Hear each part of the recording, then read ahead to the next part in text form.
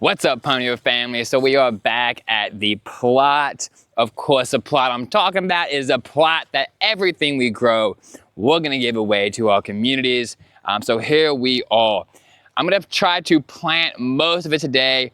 Got some stuff planted a couple weeks ago, but now it's time to plant everything up. But first, I gotta do something with these weeds. So let me flip the camera and show you how bad it is. It has gotten super, super weedy. So what I'm gonna do is I'm gonna lightly till this area, and then I'm going to add a lot of compost to it. So really, what I really should be doing if I had the time is throwing down some newspaper or cardboard and then adding a bunch of compost on top of that. 3, 4, even 6 inches of compost on top and growing right in there. But I don't have the time because it is time to plant. It is Mother's Day weekend. It is time to get things in the ground. And so what I'm gonna do is just lightly till, get all the weeds up, and then add some compost, plant. There's a mosquito on me. And then I'm gonna do a couple different trials. So where I have these leaves right here, let me flip the camera again. You can see not as many weeds. There are still some, but not as many. So I'm gonna do one area probably with wood chips, which is not usually what I recommend because those wood chips can steal some of the nitrogen from your garden. But we're gonna try it out because I know there are people that do it. Back to Eden, if you guys have ever seen that, that is basically what they do. So I'm gonna do that on a little section and see how it works, and just go through a couple trials, try a couple different things because that is what gardening is all about. And I'm gonna show you guys what works and what doesn't work this year on this plot. But I do wanna grow a ton of stuff because we're giving it all away. So obviously I want a lot of food that we can give away. So I'm gonna get to it, I'm gonna till it up, and then I'm going to add, let me show you the compost that we're adding, a truck bed right here. Beautiful compost, tons of worms in here. So let's get to it. All right, guys, so this is a couple of days later. Did end up getting some of that compost spread. Probably still need to do a little bit on this side. But we also might use that as a trial, see what side produces more food. I obviously think that that compost side will produce more food, better soil. However, I have put a lot of compost in here in the past couple years, so we will see. I also got some plants planted. We got some potatoes down these 2 rows right here. We have some peppers. There's some tomatoes out there. And then over here, you can see the weeds are just still going crazy. And we have some squash that I might have to replant because they're not looking too happy, but we will see. I'll give them a couple more days. That one's not looking too bad, but that one is definitely not looking super happy. And I love to put in happy plants, right?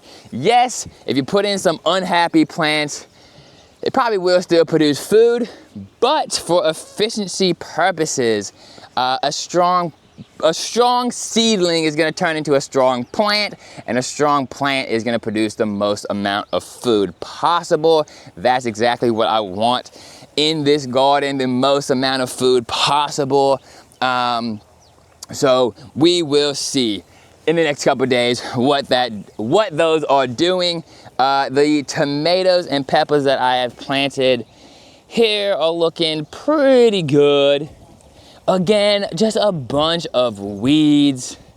There are some tomatoes right here as well.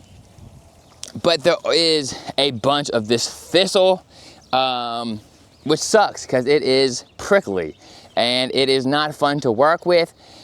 And I just learned about a week ago, one of our garden clients told us that they actually used to plant this community garden with that thistle for the horses. I didn't know actually horses ate that.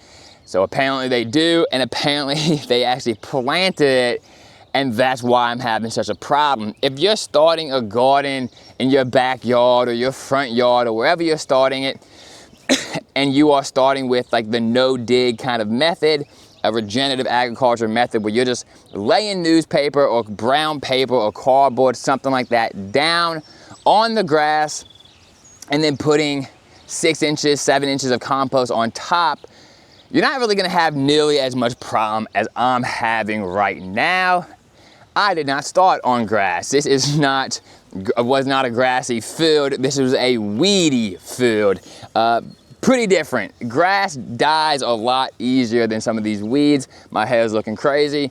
So yeah, we will see. I'm not gonna stress out about it too much because gardening is supposed to be fun. That's the whole purpose of this channel, is getting out in nature to improve your mental health, improve your physical health, not hurt it. So I'm not gonna get too stressed about the weeds. I'm gonna try to keep up with them. I'm gonna have a couple people out here helping me try to keep up with them. But even if there are some weeds, I think we can still produce a ton of food. It's not a flower garden. I don't really care how it looks aesthetically. I just want to eat. I want to be able to give all this food away, and I want to grow a bunch of food. On that note, the lemon balm is looking super good. So that's an awesome thing. I really need to harvest some of this.